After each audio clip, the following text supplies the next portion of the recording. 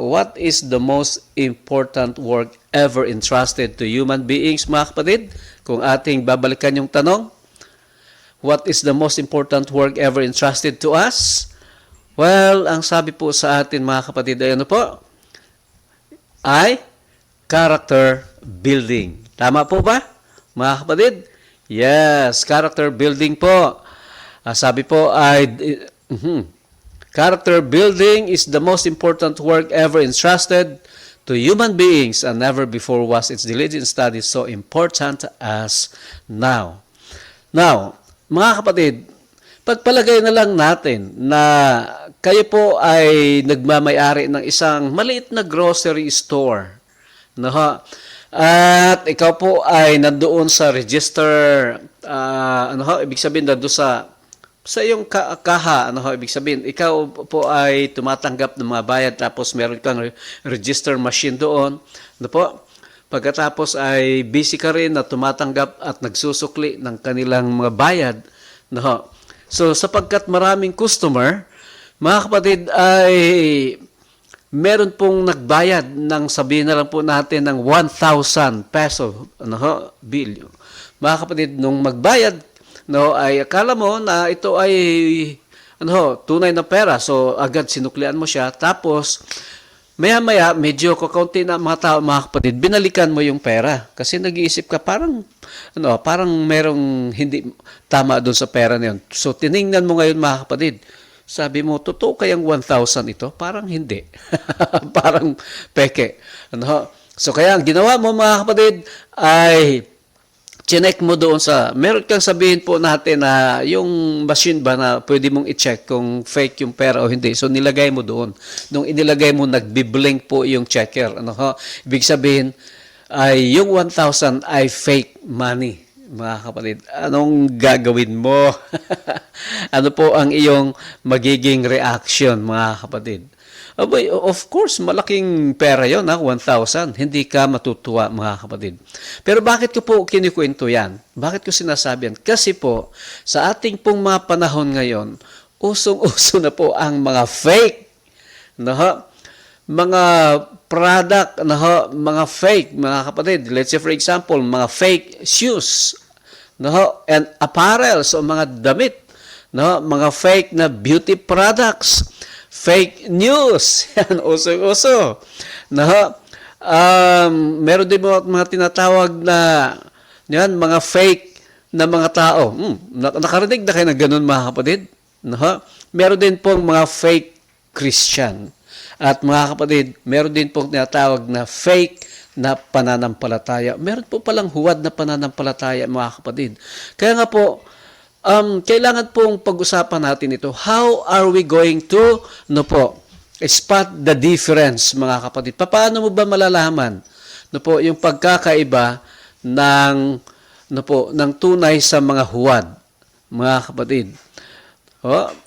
Makikilala mo ba? Halimbawa, yung fake na damit, fake na bag, yung fake, basta lahat ng mga fake, mga kapatid, papaano mo mapapatunayan. Naalala ko lang kasi nung ako po'y college, meron po akong kasama, kaibigan ko. Papunta kami sa lugar niya sa Bulacan. Kami po ay pagdating sa Maynila, meron pong nag-alok sa kanya ng relo. Sabi niya, boss, bilhin nyo na ito, kailangan ko lang yung relo ko, emergency lang po. Nung pinakita, mga kapatid, Rolex. Rolex. Tapos ay makintab, maayos. Kung titingnan mo. So, inaalok sa kanya ng 500. Alam nyo naman po, Rolex yan, kung original po talaga. Pero sabi nga po ay emergency. So, binili po nung kaibigan ko. Rolex. Pero alam nyo, mga kapatid, sumakay kami sa jeep. Pagkasakay pa lang namin ng jeep pauwi sa kanila, yung relo ay tumigil na sa pag-iikot yung hands, mga kapatid. And then, pagbaba namin doon sa kanila, pina-check niya agad, peke, mga kapatid. So, alam niyo po ba na kung kapag hindi po natin, hindi tayo marunong kumilatis ng tunay at sa ng peke, mapipeke po pala talaga tayo, mga kapatid, kahit po sa pananampalataya. Ang pananampalataya, meron din po palang tunay, meron din pong huwad. No? Kaya nga po, i-examine natin, ang ating pag-aaral ngayon ay atin pong suriin kung anong klaseng pananampalataya meron tayo. Mga kapatid, this is a evaluation ha. Samantalang tayo nag-aaral, tanungin natin ang ating mga sarili kung anong klaseng pananampalataya meron tayo. Anyway, pag tinanong po natin, ang sabi po ng 2 Corinthians 13:5, examine yourselves as to whether you are in the faith. Tayo po inaatasan ng Panginoon sa pamamagitan ng talatang ito na atin daw pong suriin ang ating mga pananampalataya. Kung tayo ba'y nasa tamang pananampalataya. Test yourselves. Do you not know yourselves that Jesus Christ is in you? Unless indeed you are disqualified. Wow! Mga kapatid. Kaya nga po, tingnan natin anong klaseng meron pananampalataya tayo. What is faith anyway, mga kapatid? Kung titingnan natin sa Hebrews 11:1, faith is being sure of what we have or we hope for and certain of what we do not see. Mga kapatid, ito po yung pinaka magandang definition ng pananampalataya. Faith is to believe what we do not see, and the reward of faith is to see what we believe. Tandaan niyo po, ang reward po ng pananampalataya ay yung makita ang ating sinasampalatayanan. And in Habakkuk chapter 2, verse 4, ang sabi din po, behold, his soul which is lifted up is not upright in him, but the just shall live by his faith. The just shall live by faith. In Habakkuk 2:4, mga kapatid. Kaya nga po, ang mga matuwid ay mabubuhay sa pamamagitan ng pananampalataya. Mga kapatid, ang pananampalataya ay hindi po nag-ooperate sa tinatawag na mga possibilities, kundi sa mga impossible. There is no glory for God in what which is humanly possible. Yung kayang gawin ng tao, mga kapatid, tapos sasabihin natin, that is by faith. Maring kakayanan natin lang gumagawa nun. Pero mga kapatid, pagka dumating tayo sa pagkakataon na tilang wala na tayong kayang gawin, at doon gagawa ang Panginoon, that is faith, mga kapatid. So, ano nga po ang mga iba't ibang klase ng pananampalataya? Mga kapatid, mabilis lang. Unang-una, common faith. Meron pong tinatawag na common faith. Ang Titus 1:4, ang sabi po, to Titus, mine own son, after the common faith. Anong sinasabi po tungkol sa common faith? Ibig sabihin po niyan, we are all born with this faith. Kumbaga, parang innate po yan. We were born, when we were born again, this faith was released in us. Ibig sabihin, yun, meron po tayong tendency ba na sumampalataya? Ang tawag po diyan, common faith. In Jude 3, mga kapatid, tayo nga po ay sinasabihan ng Panginoon na from common faith, dapat po ay lumago tayo. Hindi tayo dapat nananampalataya, mananatili sa common faith. Yung the tendency to have faith. Ang tawag po diyan, common faith, mga kapatid. Ang sabi po sa atin ng Jude 1:3, Beloved, while I was making every effort to write you about our common salvation, that is common faith, I felt the necessity to write to you, appealing that you contend earnestly for the faith which was once for all handed down to the saints. So, ibig sabihin po, kailangan daw pong lumago tayo from common faith to higher kind of faith. Pangalawang klase ng pananampalataya, mga kapatid, little faith. Meron naman palang malit na pananampalataya. Alam po natin ang kwentong ito. Sa Matthew 8:26, mga kapatid. Samantalang sila, yung mga alagad ay takot na sila po'y malulunod na. Sabi ng Panginoon sa kanila, why are you afraid, O you of little faith? Mga kapatid, pag natatakot po pala tayo, pwedeng sabihin sa atin ng Panginoon, kayong maliit ang pananampalataya. Kapag pala tayo, mga kapatid, ay nag-aalala, natatakot sa anumang mga kinatatakutan natin na hindi man pwedeng mangyari, yan daw po ay little faith. This is the faith that puts a limitation on what the Lord can do. Alam niyo po, mga kapatid, fear hinders faith. No, ang takot ay kanya pong pinipigilan ang pananampalataya. At atin pong nililimitahan. Ano, we are limiting na po what the Lord can do. Meron din po tinatawag na temporary faith. Pag temporary, panandalian lang yan mga kapatid. Naalala po ninyong talinghaga doon po sa mga naghasik ng mga binhi. Merong nahulog sa dawagan, merong nahulog sa batuhan, merong nahulog sa mabuting lupa. Mga kapatid, ang sabi po sa atin, yung mga nahulog doon sa batuhan, Luke 8:13, they on the rock are they, which when they hear, receive the word with joy, these have no root, which for a while believe in time of temptation, fall away. So ito po yun mga kapatid, this is the kind of faith that believes when things are going well. When trials come, this faith lives. Ganun po pala mga kapatid, yung temporary faith.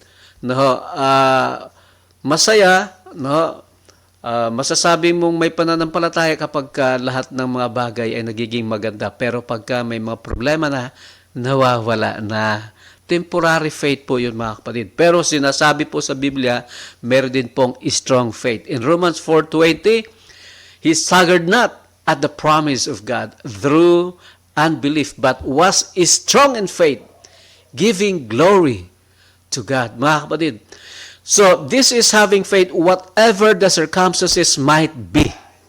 Ano man po ang mga mangyayari sa buhay, ang pananampalataya niya matatag. This is faith in God and not in symptoms. This is standing on the Word of God when things seem impossible. So dito pa lang mga kapatid, tingnan na natin kung ano yung mga klaseng pananampalataya. Baka isa tayo sa mga ito. Meron din po tinatawag na active faith.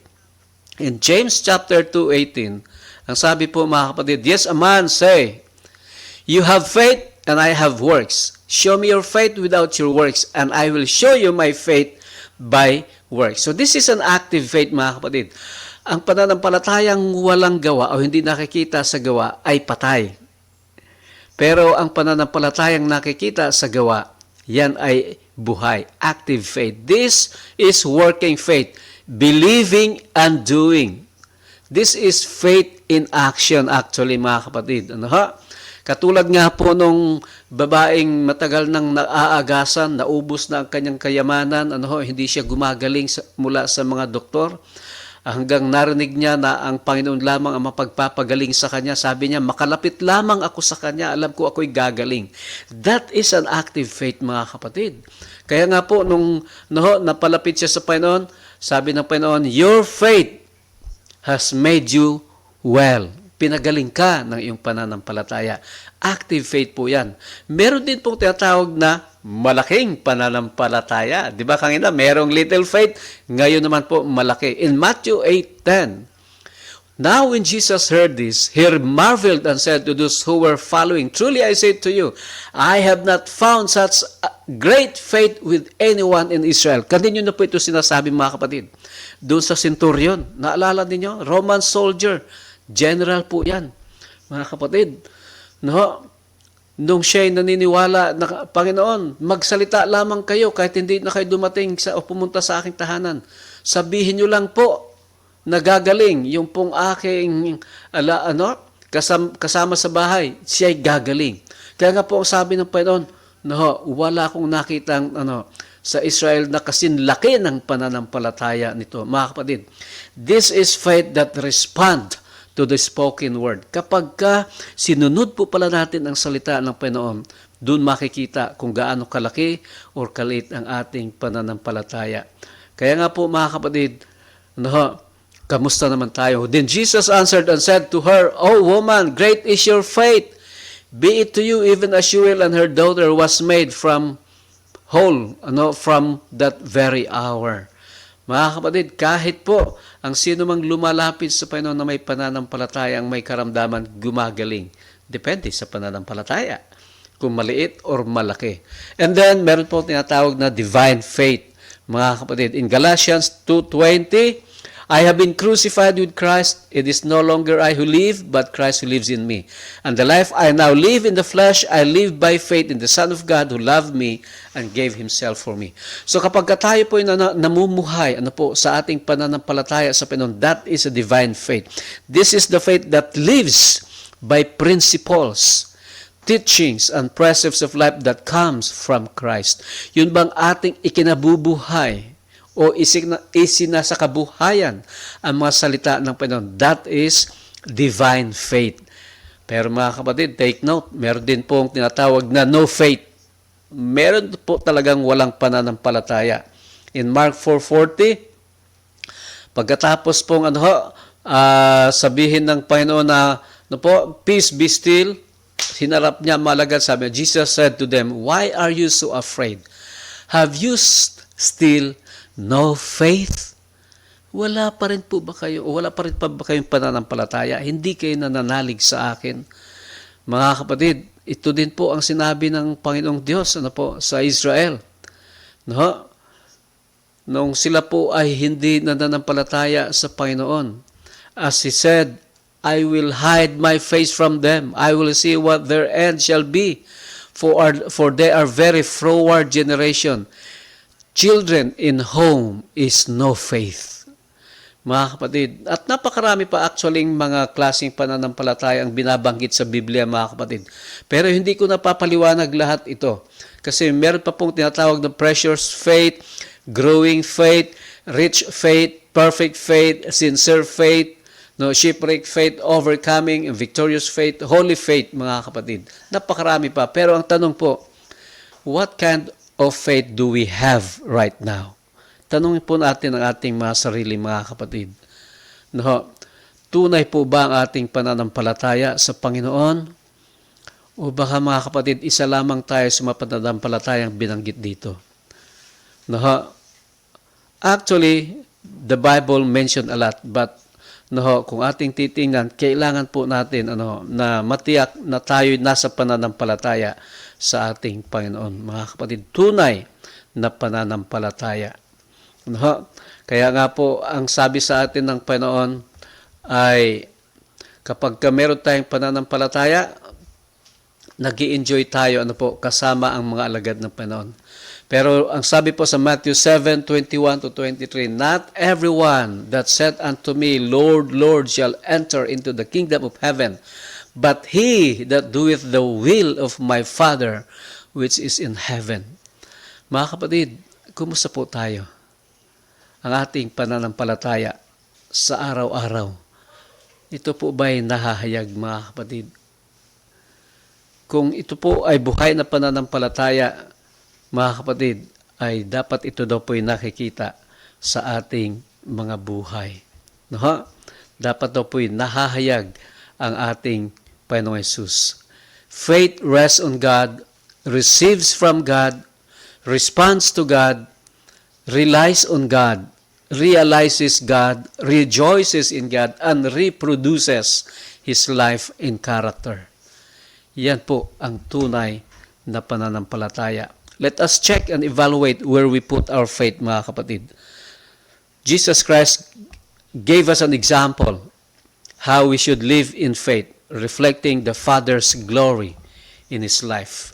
Kaya nga po, mga kapatid, di ba, we are to reflect the life of Jesus Christ in our lives. Araw-araw po yan, mga kapatid. At doon po makikita ang tunay na pananampalataya.